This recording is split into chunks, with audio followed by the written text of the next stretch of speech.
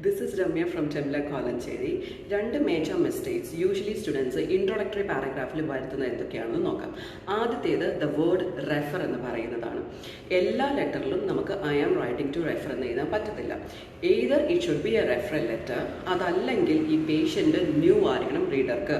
Ee rendu scenario il allandu ningal refer ennu parayunna vaak use cheyyarudhu. Ini aduthathu വേറൊരു കാര്യം കൂടി പറഞ്ഞുതരാം.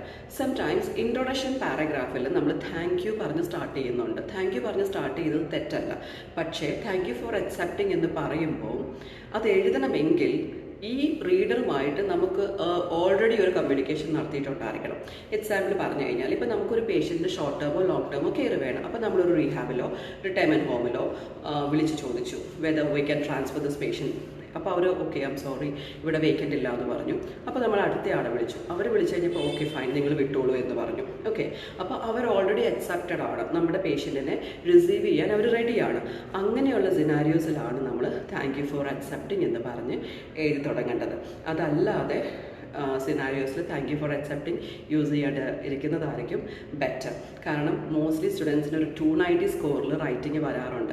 അതിൻ്റെയൊക്കെ ഒരു one of the major reasons ഈ രണ്ട് മിസ്റ്റേക്സ് ആയിരിക്കും. either so no, don't use this refer and accepting unless it is needed.